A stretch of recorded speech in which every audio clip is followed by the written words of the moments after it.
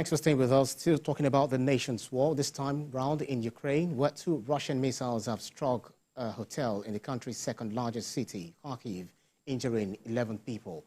This is according to the governor of Kharkiv. Videos from Ukraine's State Emergency Service showed the hotel heavily damaged and firefighters are the scene. There is more in this report. Russia has stepped up airstrikes on Ukrainian cities in the past 2 weeks. Ukrainian officials say dozens of civilians have died in those attacks from drones and missiles. Kharkiv, just 30 kilometers from the Russian border, has suffered extensive damage from Russian airstrikes since President Vladimir Putin launched his full-scale invasion of Ukraine in February 2022. In the latest strike, the governor said on the Telegram messaging service that 9 injured persons were taken to hospital, including a 35-year-old man in a serious condition. President Volodymyr Zelensky, on a visit to Lithuania on Wednesday, urged Western allies to provide more air defense weapons. The Baltic nation is among the staunchest allies of Ukraine in bolstering Kyiv's resistance to the Russian forces.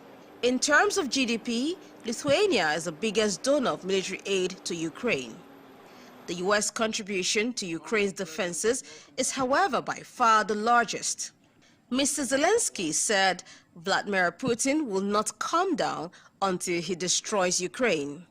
In recent days, the Ukrainian leader has held intensive talks with Western allies aimed at maintaining vital arms deliveries. Kiev's counteroffensive late last year made little progress, and some in the West have questioned Kiev's strategy, feeling concern about the course of the war.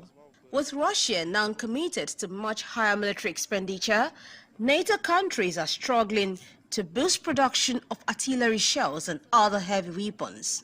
An EU aid package worth 50 billion euros for Ukraine is stuck because of a Hungarian veto, while the divided U.S. Congress has stalled over a new tranche of military aid.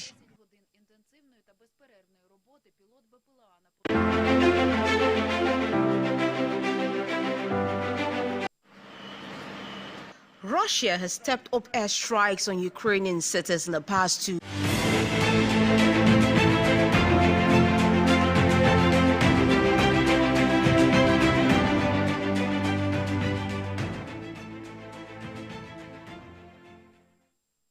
In other news, jailed Kremlin critic Alexei Navalny has told a Moscow court of freezing conditions inside his prison as he appeared via video link to outline his case against the authorities of the Siberian penal colony in which he is being held. Addressing the Supreme Court in Moscow, the opposition figure described the harsh conditions he is enduring in Arctic prison, where he was transferred to last month, alleging freezing temperatures and a 10-minute limit on eating food. The opposition figure is suing the prison authorities over the conditions of his detention. Mr. Navalny alleged that authorities are limiting the number of religious texts he can have.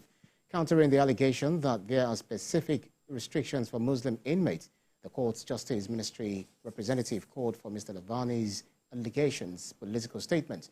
The representative also told the judge that prison officers can bring up to 10 books during the day to him, as there are no prohibitions, although he can only keep one in his cell overnight.